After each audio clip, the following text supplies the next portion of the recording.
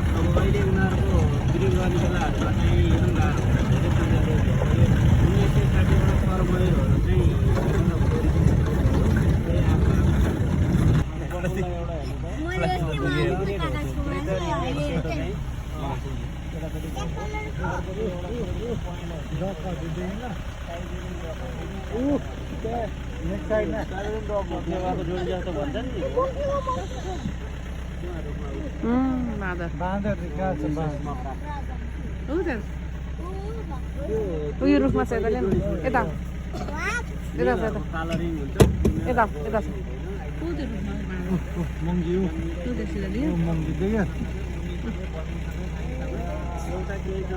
केही भएर मऱ्यो भने त्यसको 17-18 दिनमा आफै मर्छ स्याडनेसले।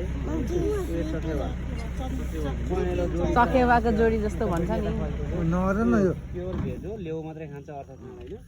अर्को यतापट्टिको चाहिँ मलाड हो, त्यो चाहिँ अर्को चाहिँ फ्यामिलीको दुईटा मेलहरू छ त्यसमा। स्ट्यान्ड मलाडहरू स्ट्यान्ड यस्तो जानुपर्छ यहाँ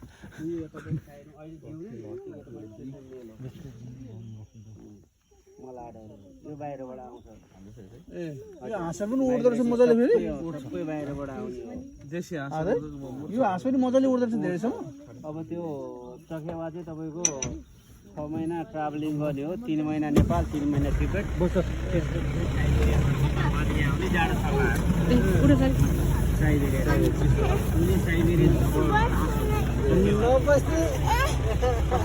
जोडी जस्तो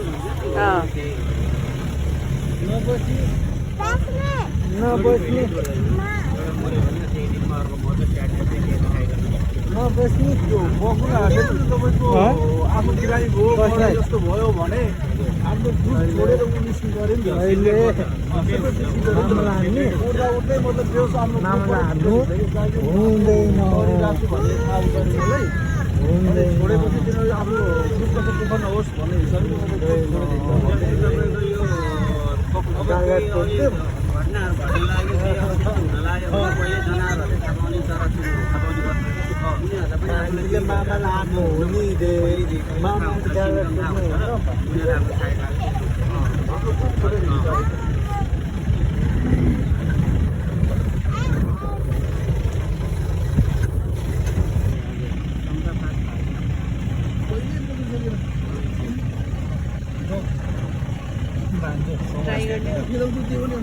दुईटा रहेछ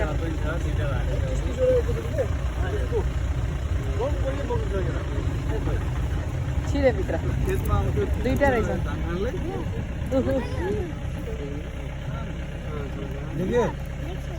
भाले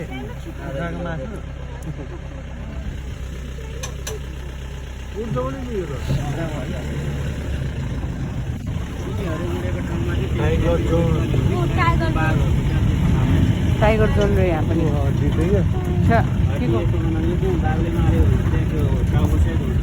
आफै सिङ पुगले भन्ने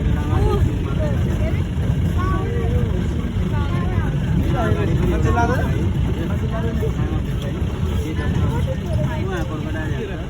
यो क्रोकोडाइल त्यहाँ रहेछ चखेवा भनेको देख्यो? हाम्रो चाहिँ क्लियरसँग देख्यो पहेँलो। त्योभन्दा तलपट्टिको चाहिँ लिटिल कर्मोरेन्ट हो, सानो जलेवा भन्छ त्यसलाई, कालो है। ग्रेटर कर्मोरेन्ट चाहिँ हामी अहिले माथिल्लो भागमा नदीमा जहिले जोडी हुँदो रहेछ है।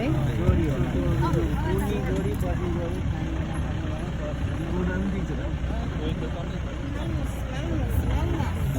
कोही चाहिँ अहिले घाम लागेको मासु भन्दाखेरि दिउँसोको टाइममा चाहिँ होला बेस्ट हुन्छ।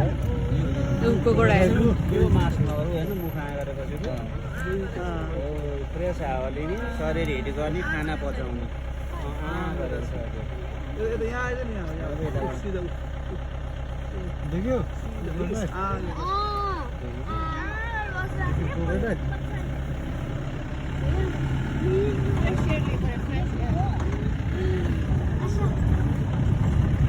नेपाली नेसनल पार्क पहिला हुवा गौरी नदी, त्यो नदीको एउटा कटान गरेर पनि बन्यो भनेको अहिले चाहिँ पानी त्यहाँनिरबाट पठाउनु कतिवटा उताबाट पठाउनु गएर आफैले बनाएको थियो यतापट्टि ट्याङ्क घुमेको चाहिँ उताबाट कटान गरेर उता गएन जङ्गल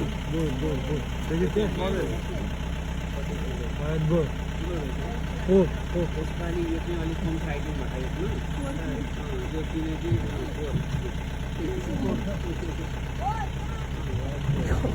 अलिकति अहिले कम साइडिङ छ कि यसको त्योभन्दा बढी केटाहरूतिर माथि गाउँहरू गयो अनि गाउँको मान्छे एकदम पाँचो थाप्यो अनि करेन्ट लगाएर मार्ने कारणले गर्दा यसपालि एकदम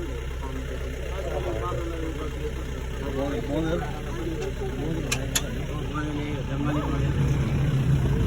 1300 रुपियाँ किलो भन्छ।